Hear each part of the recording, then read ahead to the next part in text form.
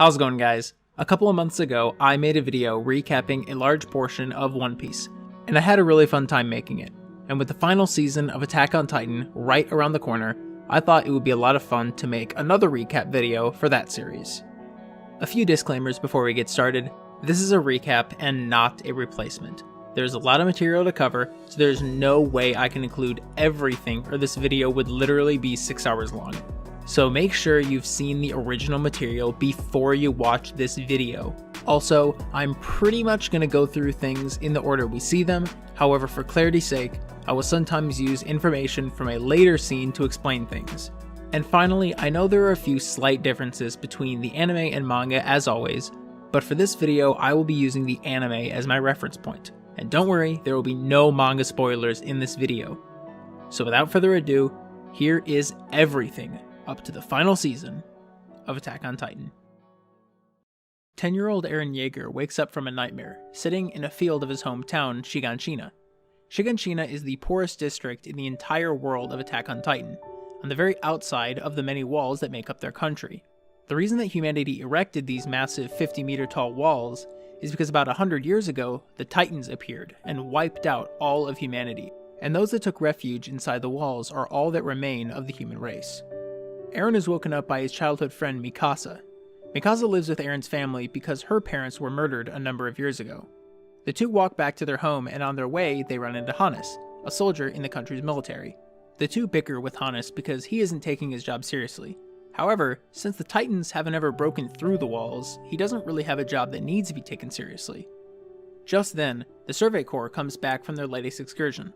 I'll take the time now to explain how the military is structured so it's easier to understand going forward. Everyone who becomes a soldier goes through the same 3-year-long training academy, and after graduation, they decide on which of the 3 branches of the military they'll go into: the Garrison, the Royal Guard, or the Scouts, otherwise known as the Survey Corps. The Royal Guard moves into the capital city and protects the king. The Garrison are in charge of keeping the peace within the rest of the walls, and the Scouts go outside the walls, attempting to find more answers about how we can beat the Titans once and for all. That being said, the Survey Corps almost always returns in failure, with most of the members of that mission dead or severely injured. And this one's no different. About 80% of the soldiers who left for the mission didn't return. However, this doesn't faze Eren, who sees the Scouts as heroes. After getting to their home, Mikasa reveals to Eren's mother that he wants to join the Survey Corps. While his mother disapproves of this idea, his father, Grisha, just before heading out for the day, says that once someone like Eren sets his mind on something, there's no point in trying to stop him. And in fact, once Grisha gets home, he says that he'll show Eren the secret that he's been keeping in the basement all this time. After this, Eren and Mikasa leave home and run into their good friend Armin. Armin tells Eren that he too one day wants to see the outside of the walls and experience freedom. Specifically, he wants to see the ocean. Eren, Mikasa, and Armin all agree that one day they'll leave the City of the Walls and see the ocean together. And then, boom! Everyone in Shiganshina looks at the walls in terror, paralyzed at the sight before them. The colossal Titan had appeared. Standing at a massive 60 meters tall, he kicks through the wall, releasing hundreds of Titans into the city. Death, destruction, and chaos followed. Eren rushed home, but it was too late. His mother's legs had been crushed by a boulder. Suddenly, Hannes appears, and Eren yells to him to save his mother, but when faced with the horrifying Titan, Hannes grabs Eren and Mikasa and runs. Eren's mother is picked up and eaten. Shiganshina has fallen. Then, when getting through the back gate of their city, another Titan appears. The Armored Titan, who runs straight through the inner gate, obliterating it. Wall Maria has fallen. Filled with rage and the helplessness of the situation, Eren vows to exterminate every last one of the Titans from the earth. And then Eren has some kind of dream that his father injects something into his arm and gives him a key while telling him something important. 2 years later, Eren, Mikasa, and Armin have arrived to their military training corps. Their instructor is a man named Keith Shadis. They'll train for 3 years before they officially join the military. Everyone introduces themselves to their instructor. The notable rookies besides our main 3 are food-loving Sasha Brous, short but spunky Connie Springer, kind and gentle Krista Lenz, stoic but reclusive Ymir, good boy Marco Bott, headstrong Jane Kirsten, quiet and reserved Andy Lionheart, introverted but compassionate Bertolt Hoover, and tough but brotherly Reiner Braun. Everyone gets to know each other well, and they bond over the stories from their homelands. Once in training, they learn that Titans only come from one specific direction, and there's also only one way to kill them, slicing the nape of their necks. Sometime later, they begin to learn how to use 3D maneuvering gear, and Mikasa masters it instantly. Everyone else is getting the hang of it, except Eren, who repeatedly fails. At night, Eren and Armin ask around about what he could be doing wrong, but no one's able to help him. Until they ask Bertolt and Reiner. They don't think they can help him exactly, but they say they can relate to his drive for success. They're from a small village that was also eradicated by the Titans when they broke through the walls. They understand Eren because they know how scary the Titans are, whereas everyone else has just heard stories. The four of them sneak out and go for a walk together, as they continue their conversation. Eren asks what Reiner wants, and why he became a soldier. Reiner explains that at the end of it all, he just wants to return to his homeland no matter what. They ask Eren the same question, and he responds by simply stating he wants to wipe all the Titans off the face of the planet. The four of them are now looking over a lake, having bonded over their dreams. Reiner tells Eren that he thinks he'll do fine on the maneuvering test. The next morning, Eren gets up on the belt and is able to hold it for a while, but suddenly falls to the ground. Shadis tells Eren to take off his belt and switch with another person. When he does, Eren gets it instantly, because his original test belt was broken for some reason. So Eren passes the test and everyone continues their training. 3 years later, everyone in the 104th Squad has completed their training. The top 10 of their class are in order as follows: Krista Lenz, Sasha Blouse, Connie Springer, Marco Bott, Jean Kirsten, Eren Yeager, Annie Lionheart, Bertolt Hoover, Rainer Brown, and Mikasa Ackerman. Everyone will soon be faced with the choice of what faction of the military they'll go into, but for now, they're sent to the Trost district for a little while. Before they head out, Eren, Mikasa, and Armin sit outside together and reminisce about when they were younger, and about how badly they wanted to see the outside world.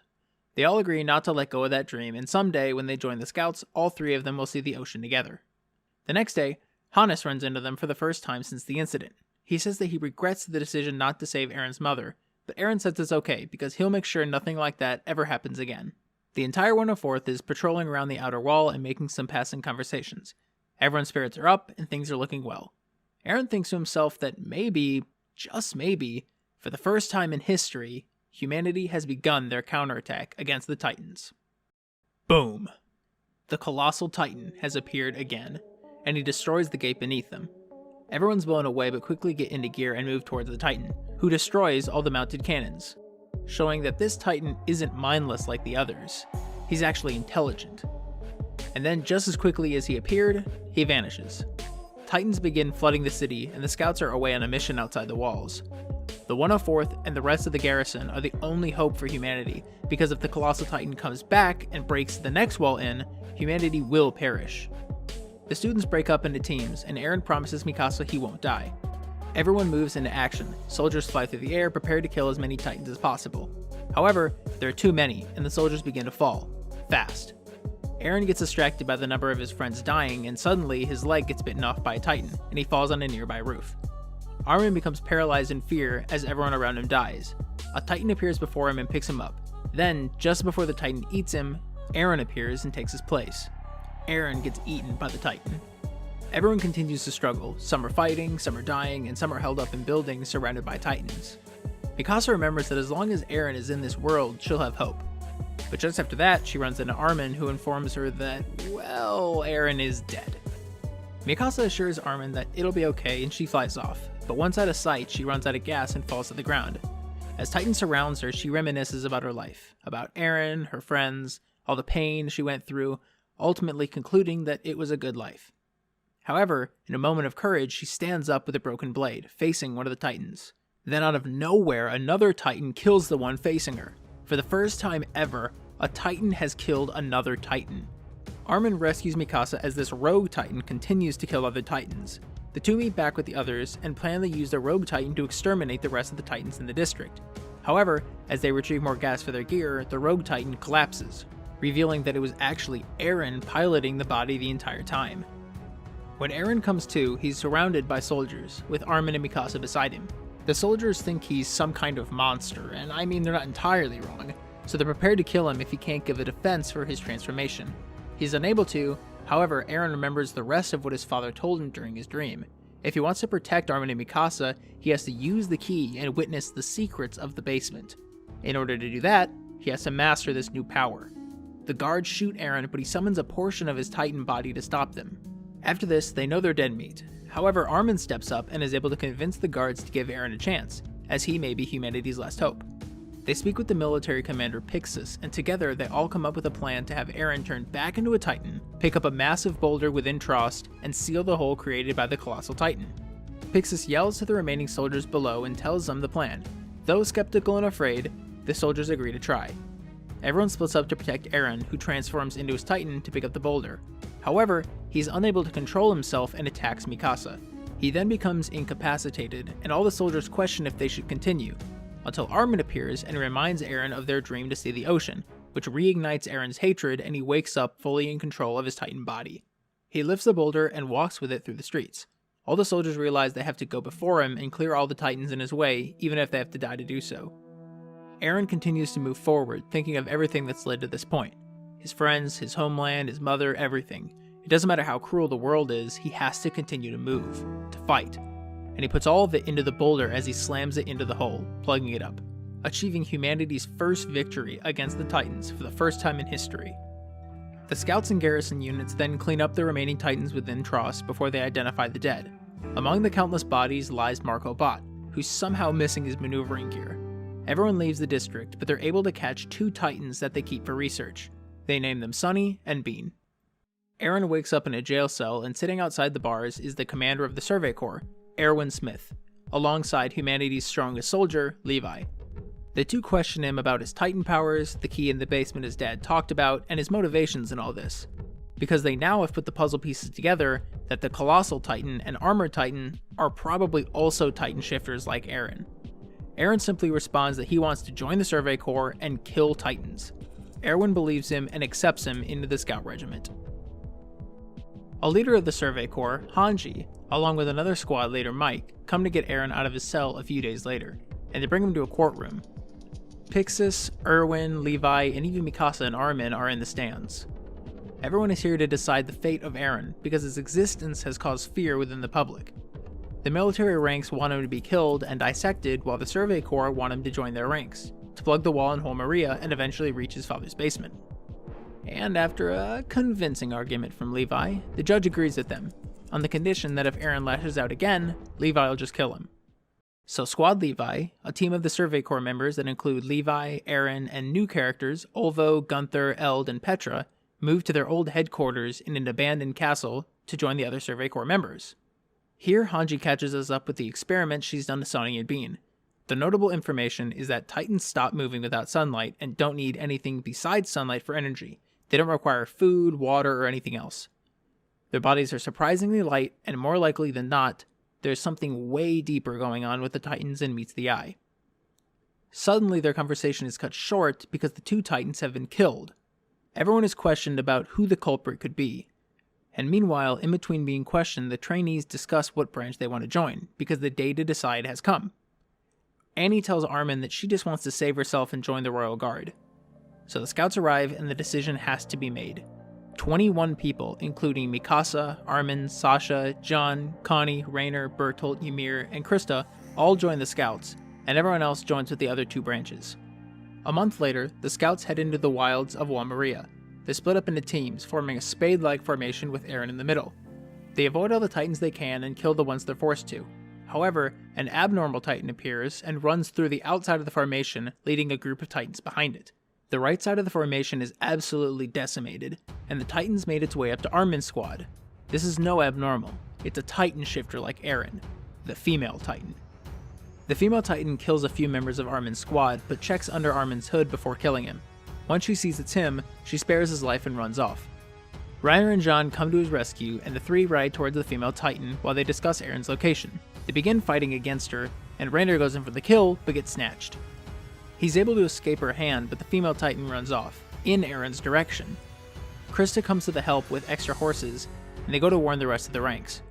Meanwhile, Squad Levi in the middle is notified of the death of the right squad. While they're thinking of what to do, the female Titan continues to wipe out squad after squad. The middle column rides into a giant forest to keep cover while the others go around. A number of soldiers climb the trees and will attempt to keep the Titans from following them into the forest. However, the female Titan's already inside, and she's right behind Eren. But even though she's closing in, everyone is unfazed. They have full trust that Levi will lead them to victory.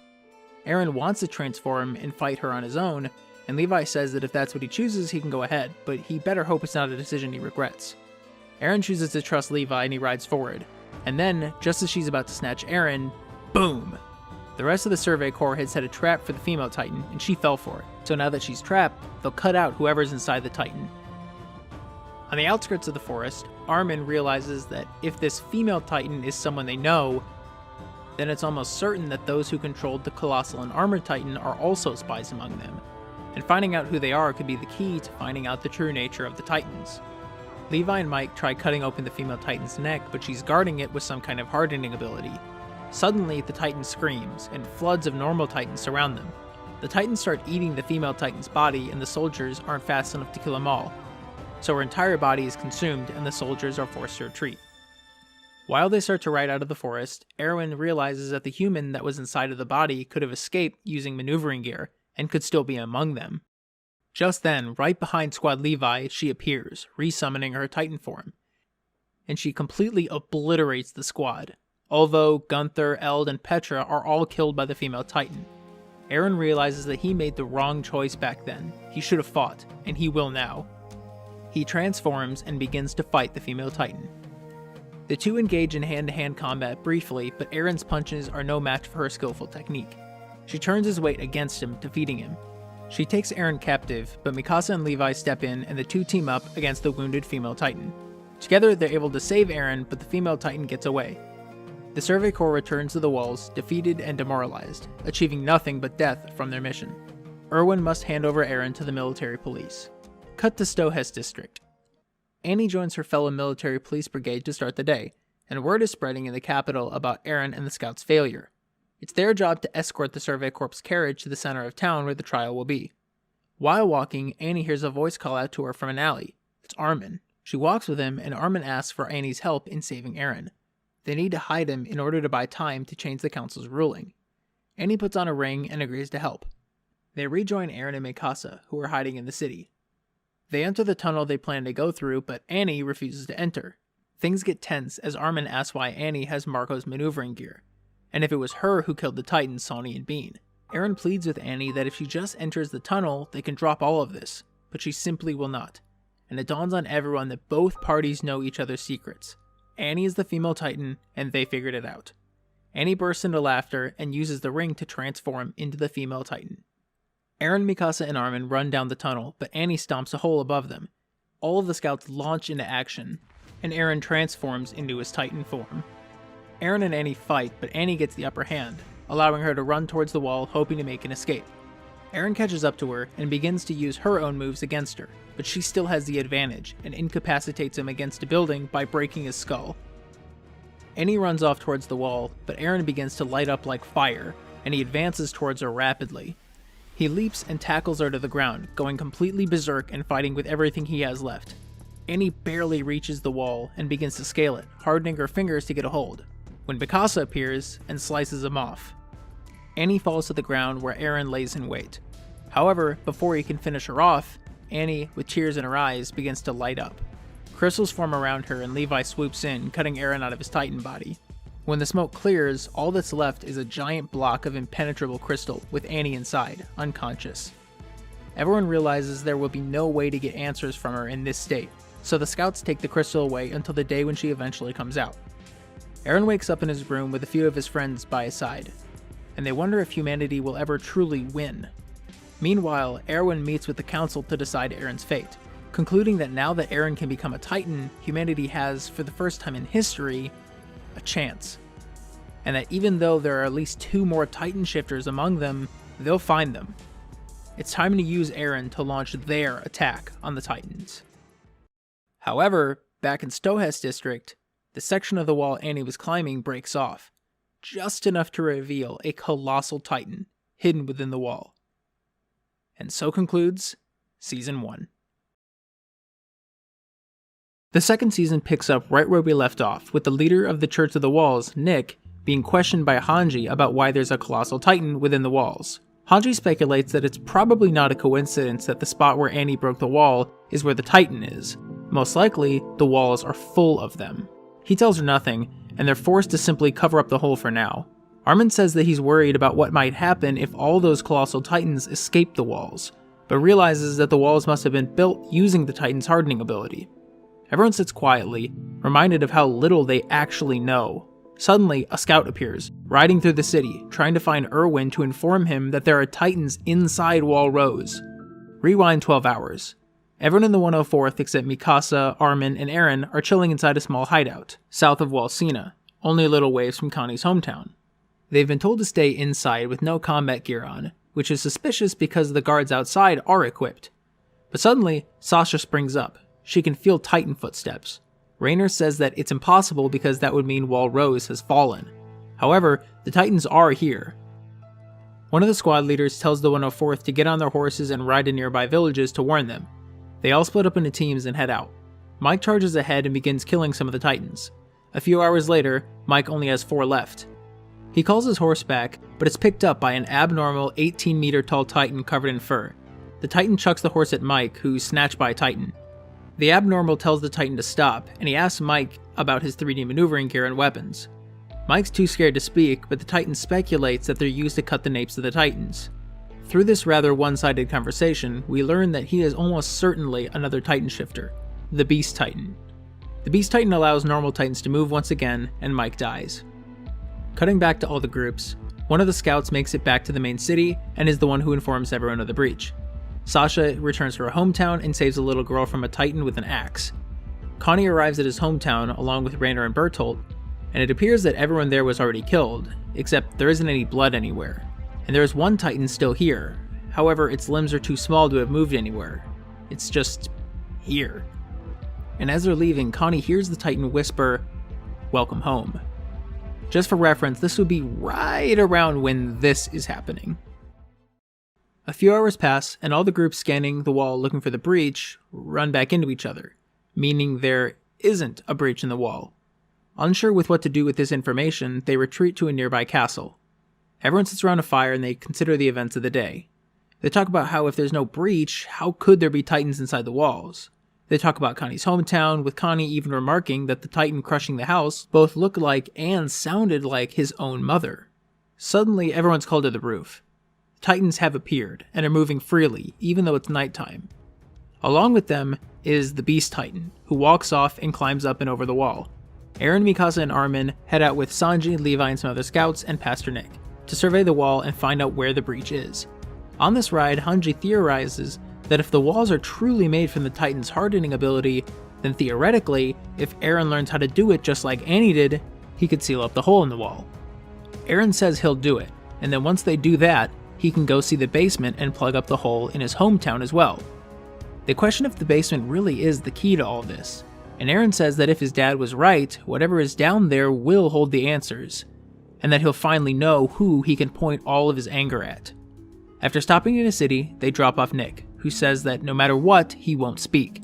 The only person allowed to reveal the truth of the walls is a descendant of a certain bloodline, and she's actually joined the Scouts this year. The name of that person is Krista.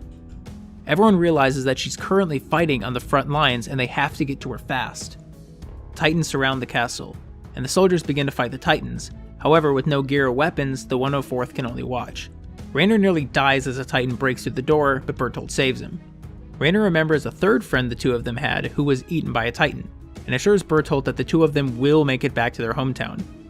A Titan appears behind Connie, and Rainer pushes him out of the way, saving him, but breaking his own arm in the process. They barricade the doors, and Connie thanks him, but Rainer replies that it's a soldier's job to risk his life. Bertolt chimes in, saying Rainer didn't used to be like this. He used to be a warrior. Rainer isn't sure what he means by this, but they continue to watch the soldiers fight outside. The new wave of Titans overwhelms the soldiers and they all die, leaving only the unarmed 104th squad. Krista says that she wants to fight, but Ymir says that she would just die, and using the soldiers' deaths as an excuse to commit suicide would be pointless. Krista remembers a promise that she made to Ymir years ago. Ymir is holding a dangerous secret, and made Krista promise that the day she reveals it, Krista would go back to living under her true name. And this is that moment. As daylight breaks, Ymir grabs a knife and jumps into the Titans below, slicing her hand open and transforming into a Titan. Ymir is a Titan shifter. She fights the Titans, slaughtering them all using her speed and agility. While she fights, Rainer realizes that she was the Titan that ate he and Bertolt's friend years ago. After a few moments of fighting, Ymir has everyone climb atop her back as she collapses the tower on top of some of the remaining Titans. Ymir is ultimately overwhelmed by them, however Mikasa appears and saves her. The rest of the scouts have finally arrived and clean up the rest of the Titans. When Ymir wakes up, Krista reveals her true name to be Historia Reese. Ymir is badly injured though and passes out again, and they put her in a gurney. Everyone goes on top of the wall to rest. Just then, Bertolt reminds Raynor of their hometown. Compared to everything they've been through, it's not that far away anymore. They could really just go home anytime. At the same time, Hannes arrives with his unit after scanning the entire side of the wall. He confirms the fact that there is no hole in the wall. Everyone considers what the next move should be, but Raynor takes Eren aside with Bertolt, and he calmly explains that he is the Armored Titan, and Bertolt is the Colossal Titan. Eren is confused by this revelation, and Bertolt says he's just making an inappropriate joke, but Raynor doubles down, explaining that originally they wanted to wipe out humanity, but it's not really necessary anymore. If Eren just comes with them to their homeland, no one has to die anymore. We found out that Eren and the rest of the scouts already suspected them, but Eren plays it cool, saying that Raynor's probably just tired. Raynor says Eren is right. He is tired. He's lived among his enemies for too long. He was just a kid when it all happened. He didn't know anything. Even now, he can't tell what's real anymore. All he knows is that it's time to pay the price for his actions as a warrior. Raynor advances on Eren, but Mikasa leaps in without hesitation, attacking both Bertolt and Raynor, nearly killing them both. However, they're still alive, and they transform. Bertolt and Raynor are the Colossal and Armored Titans. They kidnap Ymir, and Raynor begins to retreat with Eren in hand. However, with tears and rage in his eyes, Eren transforms, and the two begin to fight. The two engage in a freaking baller MMA fight while Bertolt tries to wipe out everyone else. The battle's really close, but Eren has learned from his fight against Annie, and uses Raynor's weight against him, besting him. Eren tries to rip off Raynor's head, but is stopped when Bertolt drops from the top of the wall, creating an explosion of steam that incapacitates everyone. 5 hours later, everyone wakes up, but Raynor and Bertolt have escaped, with Eren and Ymir captured. Erwin finally arrives with horses and reinforcements, and they can finally go after them. They figure out that Raynor and Bertolt were most likely hiding out in a forest until night, when they don't have to worry about Titans. So that's where the scouts go. Cut over to the forest, and Eren is woken up in the trees with the other 3 facing him. Eren weighs his options, but Raynor speaks up. He says that he thinks he did so well yesterday, and Erwin might promote him. Bertolt somberly reminds him that he isn't a soldier, he's a warrior. Ymir exclaims that she understands what's happening. Raynor spent so much time among his enemies that his mind couldn't handle it anymore, and he split his mind, no longer being able to tell which is the real him, soldier of humanity or warrior like Bertolt. Eren says that they're neither, they're all just murderers, and that he will work hard to make sure they die the most painful deaths possible. Ymir reveals that somehow it was the Beast Titan that made the Titans appear in the wall. Eren asks Ymir who the true enemy is, but Ymir doesn't give a straight answer.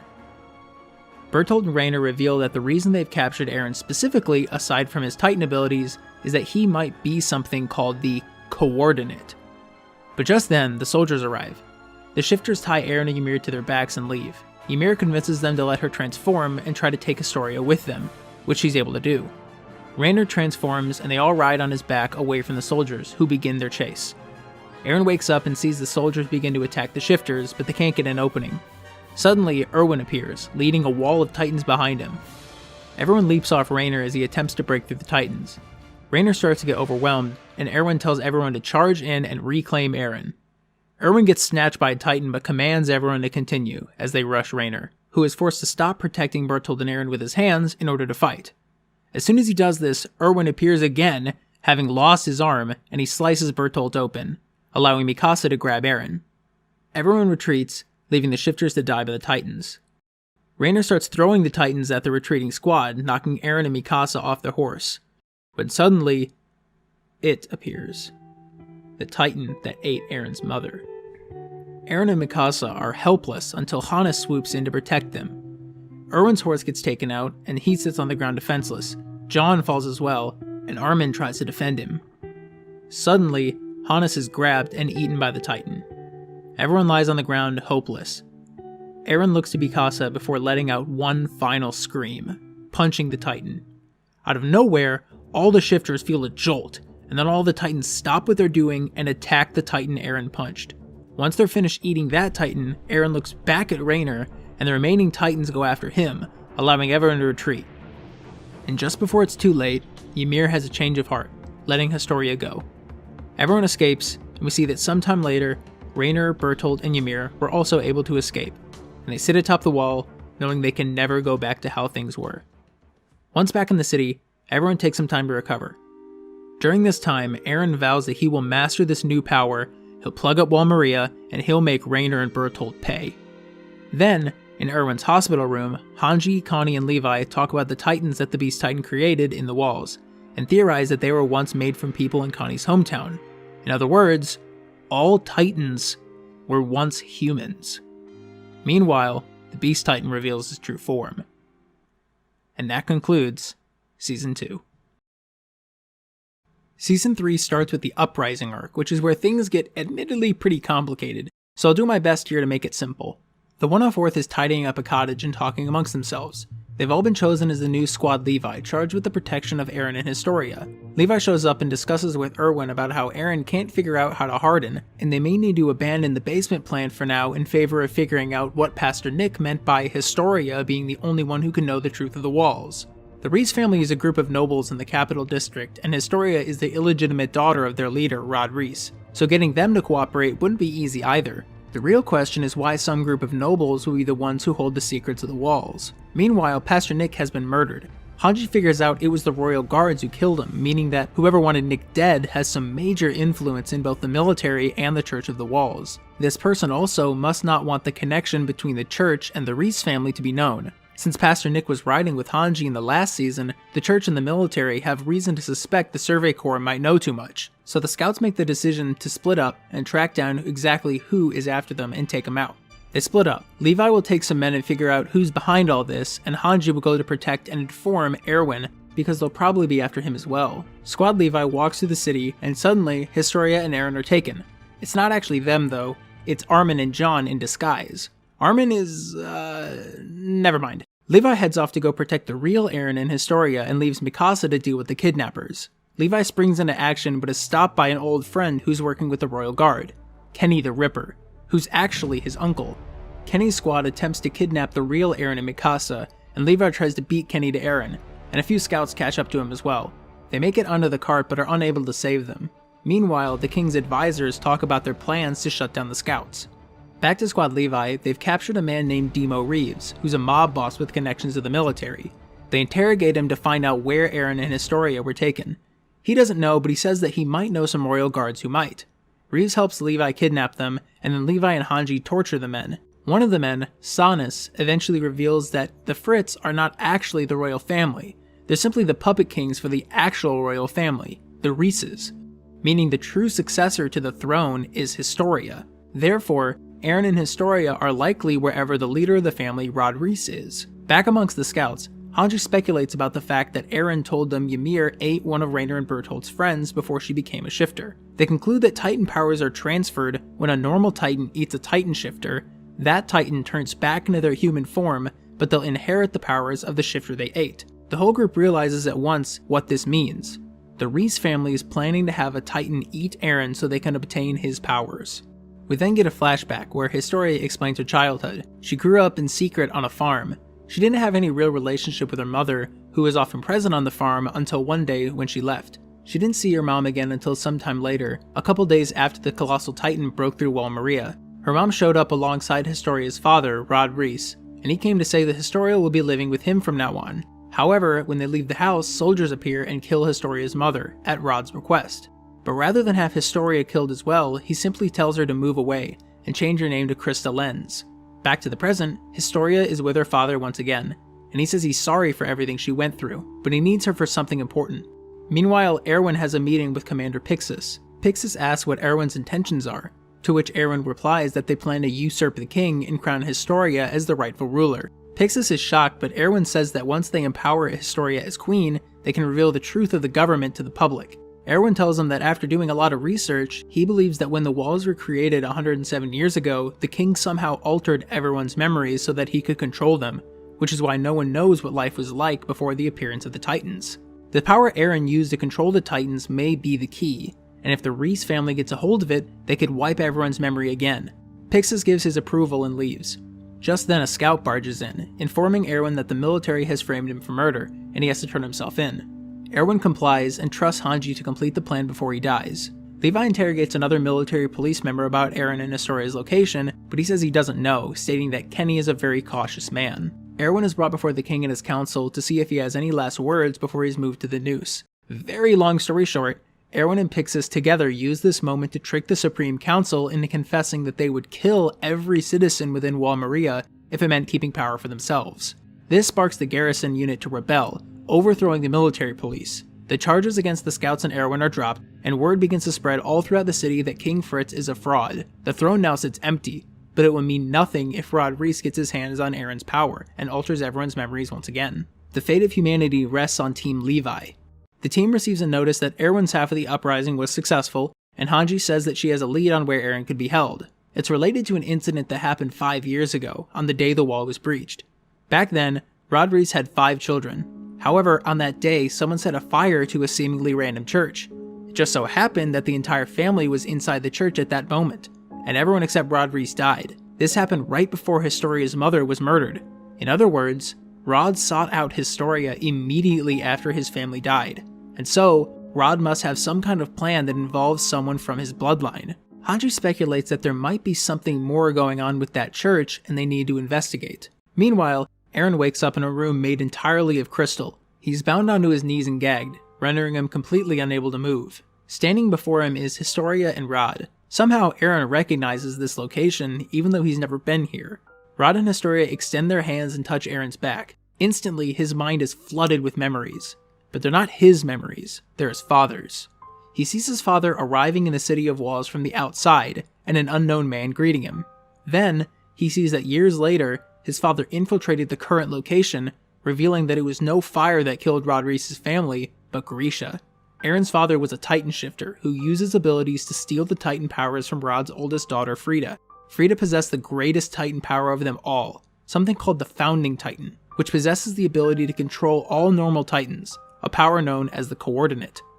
This Titan also has the ability to alter people's memories, among many other things. The Founding Titan was the ability of the original king of the Walls 107 years ago, and it can only be used by a person with royal blood. However, Grisha stole it. The last thing Eren sees is himself as a boy turn into a Titan and eat Grisha. Eren became a Titan shifter by eating his father, gaining both his father's Titan powers and the latent abilities of the Founding Titan. Once Eren snaps out of it, Kenny appears, informing Rod that all the scouts are approaching. Rod tells Kenny to take his team and deal with them. Rod brings out a syringe and brings it to Historia. Eren recognizes it as the same kind that turned him into a Titan. The scouts rush into the building and begin to fight Kenny's men. Back in the altar room, Rod discloses his intentions to Historia. He will transform her into a Titan and eat Eren, reclaiming the Founding Titan for the royal bloodline, allowing her to use the Coordinate. There is one catch though. Every member of the royal family throughout the generations who received the power of the Founding Titan also receives all the memories of the original king, making them the only person who knows the entire truth of the world. The choice to reveal that information is theirs to make, but for some reason, no one has ever chosen to reveal the secrets of the world. He wants Historia to break that cycle, eat Eren, gain the Founding Titan, and bring an end to this hell. Just then, Kenny appears again, and he exposes Rod to Historia, saying that the whole "end this hell" speech is a load of crap. He just wants her to get the Coordinate powers so he can manipulate her into wiping everyone's memory and stop the uprising. Historia holds a Titan serum to her arm, but asks Eren why he doesn't just transform and escape. Eren replies that he thinks she should do it. She should eat him and learn the truth of the world.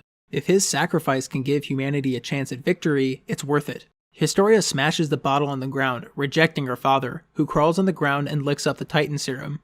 Rod begins to transform into a Titan at the same time the scouts burst into the room. Rod's Titan becomes so massive that the room starts to collapse. However, Eren finds a small bottle labeled armor and drinks it. Eren wakes up realizing that he has successfully used hardening to stop the cave from collapsing, meaning that they now have the ability to seal the hole in Wall Maria. However, for the time being, Rod Reis has transformed into a giant Titan, and he's crawling toward the main city. The scouts chase after it, but they can't get near him because it's so hot, so they ride past it and wait at the Overd district. The cannons on top of the wall shoot at Rod, but they don't affect him, so they come up with the idea to grab a bunch of barrels of gunpowder and they'll throw him down his throat. Rod climbs all the way up to the wall and Ugh. Eren transforms and throws the gunpowder down Rod's throat. Pieces of his body go flying and everyone scatters, trying to find the nape of the neck. Historia finds the nape and slices it, killing her father. She lands amongst the people and announces her identity as the true ruler of the walls. Returning to the site where Rod transforms, Levi finds Kenny dying. Kenny and Levi have a heart-to-heart, and Kenny gives Levi one single shot of Titan serum that he stole from Rod before he dies. Sometime later, Historia is officially crowned as Queen of the Walls, and all the people love her. Meanwhile, over in the ruins of Shiganshina District, Reiner has just gotten his butt handed to him by the Beast Titan. The Beast Titan tells Reiner that if he wants to question his authority again, well, here's the result. If he doesn't, they'll continue with the plan to wait there for Eren and the scouts to show up so that they can claim the coordinate once and for all. Back to the city, Erwin announces that within a month, everything should be ready for the mission to take back Shiganshina District and see whatever is in that basement. Erwin also entrusts the Titan serum to Levi, because if they capture a Titan shifter, it can be essentially used to revive someone, and Levi is the least likely to need it in the first place. Meanwhile, all the kids are having dinner together, and John suggests that they figure out who the man Eren saw in his father's memories is, because he might have some answers. After thinking about it for a moment, Eren realizes who that man is. It's their academy instructor and the old commander of the scouts, Keith Shadis. And so the gang gets their things ready and they go to meet with him. They sit down with him and Eren asks if he knows anything about Eren's father. He says he honestly doesn't know anything, but there is one story he can tell them. 20 years ago, on the way back from a mission, he met Grisha outside of the walls, who claimed he didn't know how we got there. The two bonded and became close friends, however, over the years they drifted apart. They ran into each other again shortly after the Colossal Titan broke through the wall. Grisha was running off with Eren into the forest, and Keith ended up following them. When he got there, he only found Eren and took him back into the city. Keith then remembers back to when Eren was in training, and he was the one who tampered with Eren's equipment, hoping to save him from becoming a scout. Their conversation ends and they all leave. Everyone theorizes about Keith's story, and why Grisha was outside the walls that day. And of course, they all wonder about what exactly could be in Grisha's basement. But Erwin concludes that sitting around won't do anything, they have to just go there. So they decide that the plan to retake Shiganshina will officially commence. Later that night, Eren, Mikasa, and Armin reminisce about everything they've been through, and they affirm their dream to see the ocean together. The next morning, all the scouts head out, receiving the greatest send-off in the Survey Corps history. Meanwhile, Bertolt and Reiner are waiting for them there. The scouts arrive at Shiganshina at sunrise and use their maneuvering gear to scale the wall. Everyone is wearing their hoods so the enemy can't identify Eren, who flies into the outer hole and uses his hardening abilities to seal it. Eren blends back in and begins to head to the other gate, but everyone becomes suspicious because the enemies haven't revealed themselves yet. Erwin commands a team to start searching for the shifters, but isn't too worried because they're also hiding a secret weapon. Armin suspects they could be hiding within the walls, and he's right. Reiner comes out of hiding and is nearly killed by Levi before transforming inside the city. Suddenly, the Beast Titan appears and summons a wall of Titans beside him. Then, he throws a boulder into the open gate, trapping them inside. The battle begins. Humanity versus the Titans. One will win, and one will die. The Beast Titan is joined by a new shifter, the Cart Titan, and they send a wave of regular Titans forward, in an attempt to eat the scouts' horses. The scouts split up. One team will go into the district to deal with Reiner, and the other will go to protect the horses. Erwin entrusts Levi specifically to kill the Beast Titan. Eren transforms inside the district to lure Reiner away from the horses, and it works. Eren begins to fight Reiner, making sure to stay away from the wall so that another colossal-sized surprise doesn't cut their fight short. Levi and his half of the scouts protect the horses from the Titan wave, while Eren battles Reiner. Their battle is close, but the scouts reveal their hidden weapon, the Thunder Spears, which blow Reiner's head off. Unfortunately, killing Reiner is impossible, because he has the ability to transfer his consciousness to other parts of his body, which basically means if he's fast enough, he doesn't need his head to live. Reiner lets out a scream, which informs the Beast Titan, who we learn is named Zeke, that he's in trouble. Zeke throws a barrel with Bertolt inside over the wall. Bertolt leaps out of the barrel and confirms that Reiner is alive. Armin tries to talk with Bertolt, but he flies off and transforms into the Colossal Titan, which completely nukes the district, killing all of the scouts within except Eren, Mikasa, Armin, Sasha, Connie, and John. On the other side of the wall, the Beast Titan begins crushing up boulders and throwing them towards the scouts like shotgun blasts. Erwin joins them and assesses the situation with Levi. It won't be long before the Beast Titan shreds every one of them. They have to make a move. Back to Eren's group, Eren tries to grapple Bertolt but gets knocked away. Everyone else tries to slice his neck, but Bertolt uses blasts of steam to keep them away. Also, Reiner is back up. The Beast Titan continues to slaughter the scouts on the other side of the wall, and everyone has lost heart, knowing they're all gonna die. But Erwin stands tall and gives the most inspiring speech of all time, so everyone gets on their horses and charges at the Beast Titan head-on, giving the opportunity for Levi to attack from the side unchallenged. The Beast Titan continues pitching boulders, eviscerating all the scouts, including Erwin. And then Levi appears, having taken out all the Beast Titan's titans. Levi absolutely dominates the Beast Titan and drags Zeke out, cutting off his hands and jaw. He keeps him alive though in case he needs to use the Titan shot to have someone eat Zeke and save them. Suddenly, the Cart Titan appears, grabbing Zeke and taking off with him. Zeke commands the rest of the Titans to attack Levi. Among the bodies, a single soldier named Flock wakes up. Back inside the district, Armin notices that the more the Colossal Titan uses the Steam Burst, the thinner he gets, meaning that it can only be used so much. Armin thinks of a way they might be able to beat him, and he wakes Eren up and tells him. Mikasa and the other scouts continue their assault on Reiner using Thunder Spears, and Eren slips off the wall, falling to the ground below. Armin flies to Bertolt and grapples his bones, forcing him to spam all his uses of the Steam Burst, but Armin dies in the process. At the same time, Hanji appears, back from the grave, allowing Mikasa to deliver one last Thunder Spear to Reiner, incapacitating him. Eren flies from behind Bertolt, using his fallen body as a distraction the whole time.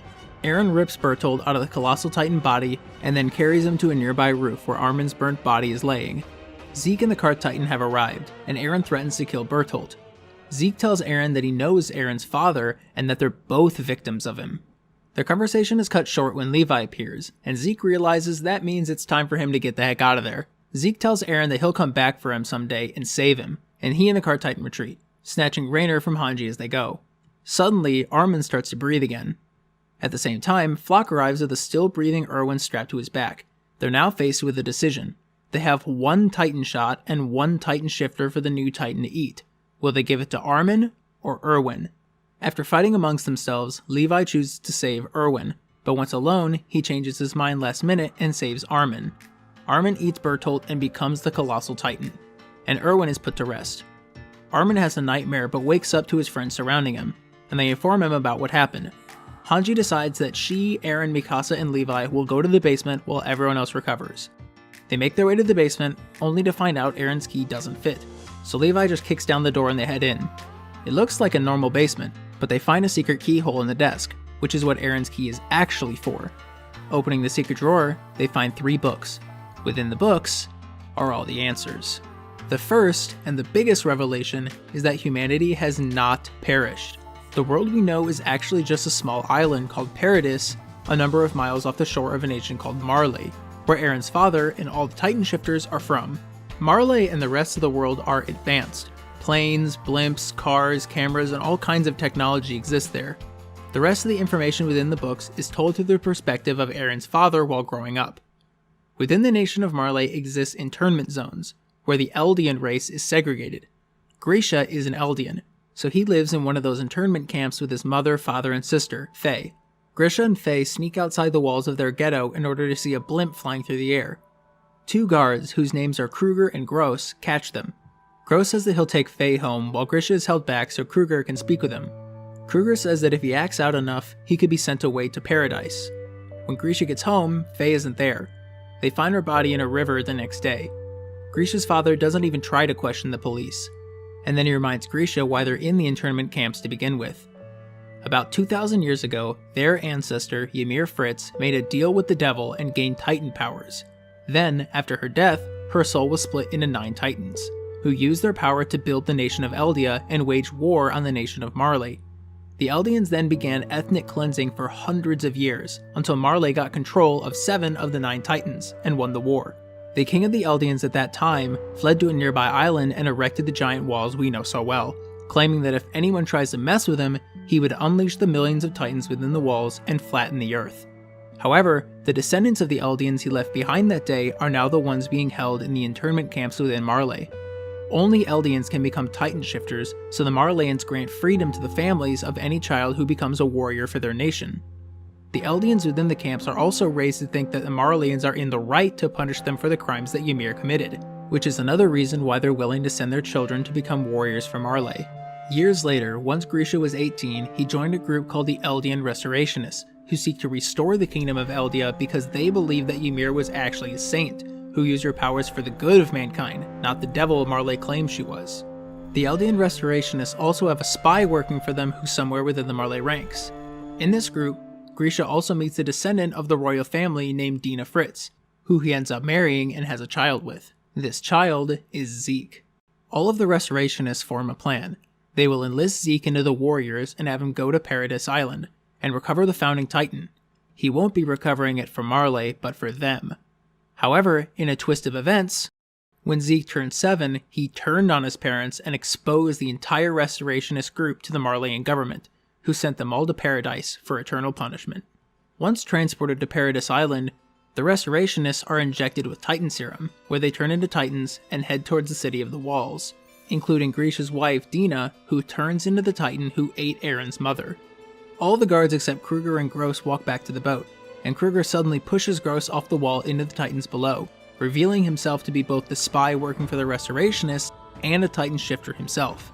Kruger destroys the Marleyan ships and reveals that the Titan shifters live a maximum of 13 years after gaining their powers, and he's out of time. So he entrusts his final mission to Grisha. He will turn Grisha into a Titan and let himself get eaten. Grisha will go into the walls and reclaim the Founding Titan, for Eldia. He then explains that all Eldians are connected by paths. Distance and time plays no factor. In fact, if a Titan shifter dies without passing on their power, it'll just be given to a random Eldian child. All the invisible paths connect at one single point, the coordinate, the Founding Titan. Grisha doesn't think he's strong enough to complete this mission, but Kruger interjects, saying the whole reason he chose Grisha wasn't because of his hatred for Marley, but because back when he was a boy, he went outside the walls. He pursued freedom. All 9 Titans possess an innate skill or ability, and the Titan Grisha will inherit from Kruger has always, no matter the age, pursued freedom. Its name is the Attack Titan. Before making the injection, Kruger tells Grisha to make a family inside the walls, because if he can't love someone, he'll be doomed to make the same mistakes, over and over, and if he wants to save Mikasa and Armin, he has to carry out his mission to the end, thus concluding the information contained in the books. Eren wakes up and contemplates with Mikasa and Armin about the information they've learned. However, they're cut short because they have an audience with Queen Historia and the Council. Right before the meeting, Historia reads a letter given to her by Rainer before Zeke saved him. This letter confirms that Ymir is dead. But once the meeting starts, the entire group tries to strategize about what their next move should be, now that the entire world is essentially their enemy. During this meeting, Eren realizes that the way he can activate his coordinate powers is by physical contact with someone who has royal blood. He chooses not to tell anyone this out of fear that the Council would make Eren eat Historia or something crazy like that. The Council isn't sure what the next move is, but they decide that they must tell the public what they've learned. Word spreads like wildfire and the public has mixed reactions to the news. All the soldiers think about what they should do next, and Eren and Armin have a heart-to-heart, both of them remembering their dream to see the ocean. We then cut to a ceremony congratulating the scouts on their successful mission.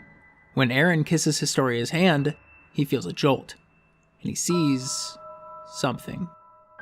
1 year later, humanity has managed to eliminate nearly all the Titans from the island, because for some reason, Marley must have stopped sending them.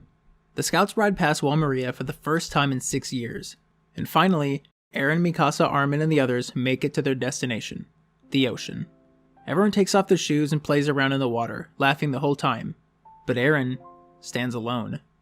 No smile on his face. For his whole life, he thought that beyond the walls, beyond the ocean, was freedom. But the reality is, beyond the ocean are even more enemies than he ever imagined. Eren points off into the distance, and hopelessly asks his friends, if he kills everyone on the other side, will they finally be free? Thanks for watching, everyone. If you made it all the way, please like and subscribe, as this video took a lot of work to make, and it really helps out my channel. Leave a comment and tell me what your favorite moments from the first 3 seasons were, and what you're looking forward to for the final season. Also, I am currently caught up in the manga, so I'll just let you know now that Season 4 is going to be incredible. However, my fellow manga readers, let's keep the comment section spoiler free, so everyone can enjoy the final season to the fullest extent.